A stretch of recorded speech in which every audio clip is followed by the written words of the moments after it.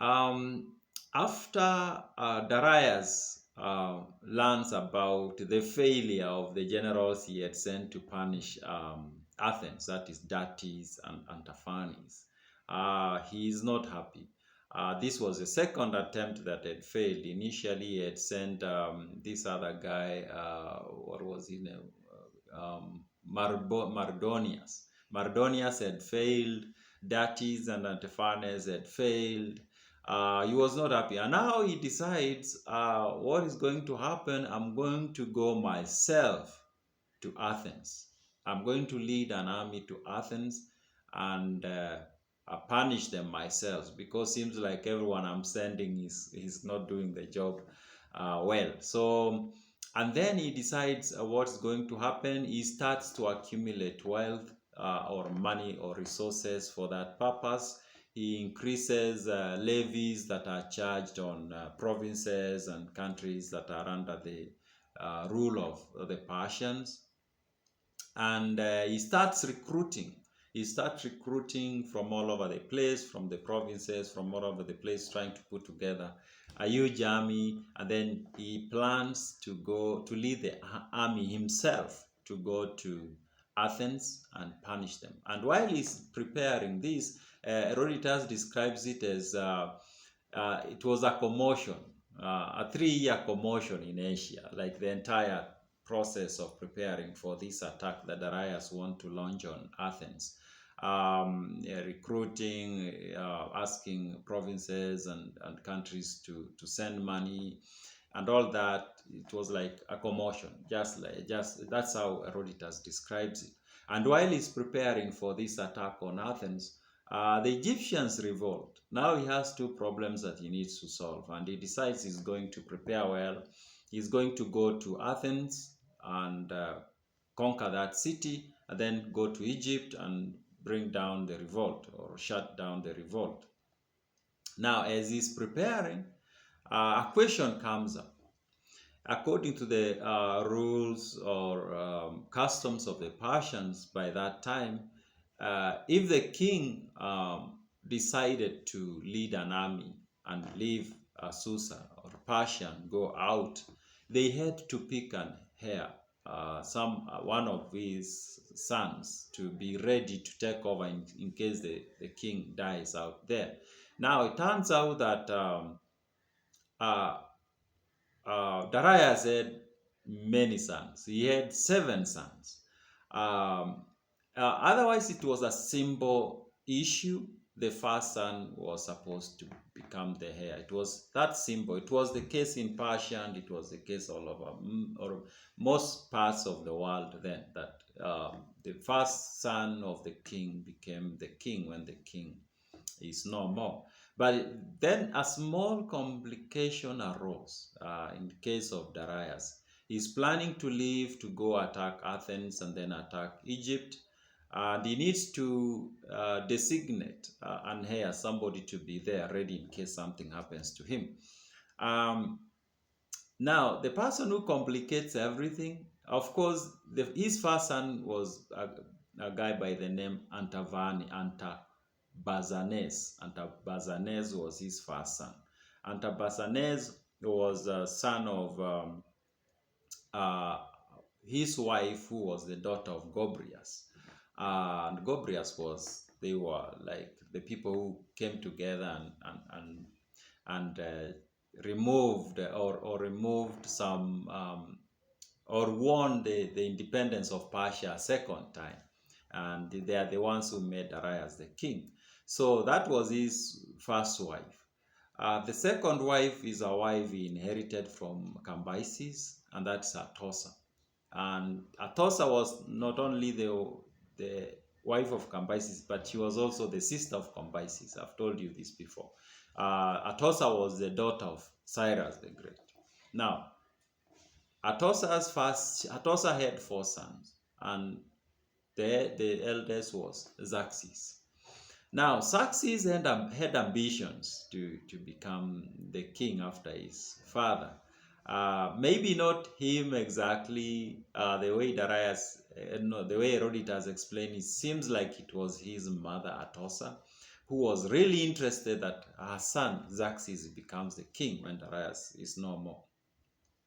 But now, of course, there is this thing of the first son becomes the first son Artabazanes should be the heir to the throne because he's the very first son of Darius.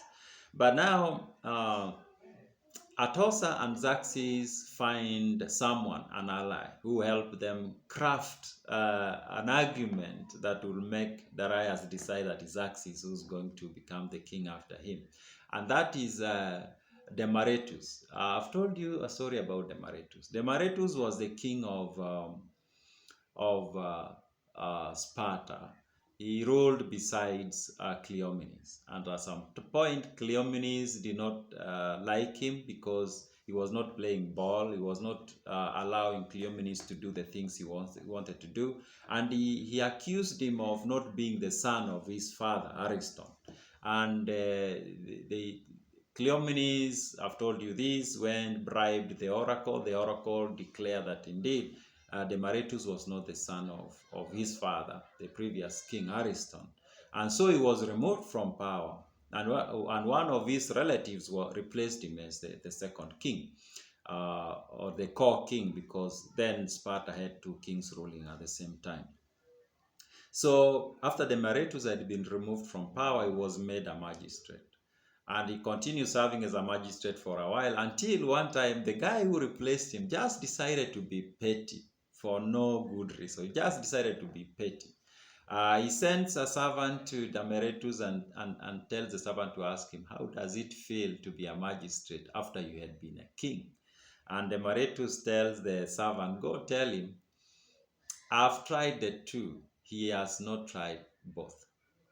So the servant goes, tells the other guy about this, and I guess Demaratus knew the other guy was going to be angry because he was petty anyway. So if he was that petty to send a servant to come and tell him that, how would he react if he's given such a reply? So Demaratus ran away from Sparta and he goes to Asia, he goes to Susa, and Darius welcomes him, he gives him a piece of land, and he makes him comfortable. So Demaratus at this point, when Darius is trying to decide who becomes his heir, is based in Susa, and is the person who now helps Xerxes and his mother Atossa persuade Darius that it's Xerxes who's supposed to be the heir and not the other guy who is the very first son.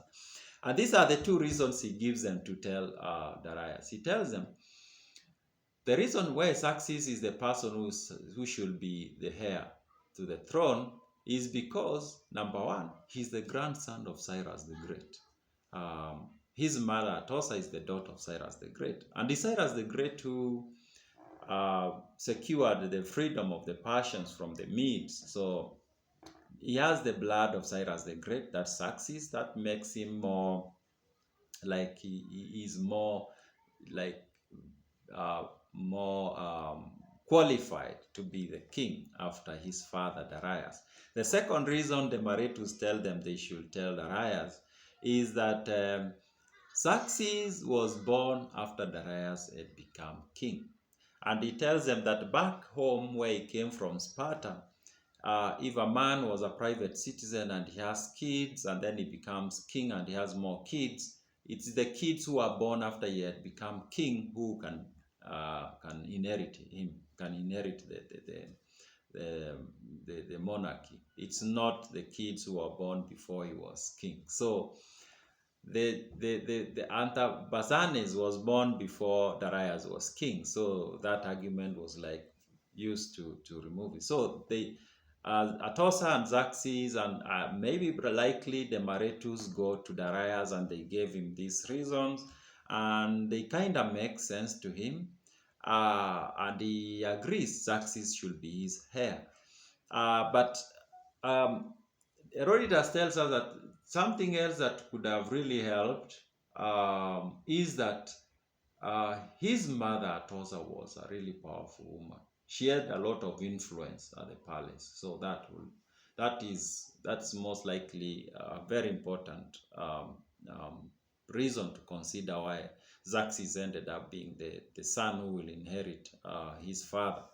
So now, when everything was ready, he had now appointed or picked Xerxes to be his heir.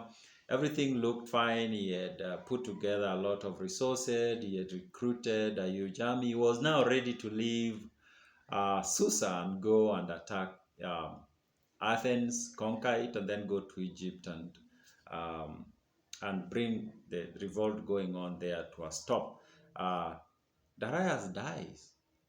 Uh, Herodotus doesn't tell us what happened, how he died. It's something that he doesn't explain. He just says he dies, and he dies after being in power for 36 years. So his death is open speculation, in my personal opinion, because he dies just immediately after picking Xerxes to be his heir. And Herodotus mentioned that the mother was a very powerful woman at the palace. Who knows? We never know what really happens, but it's a death that is open to speculation.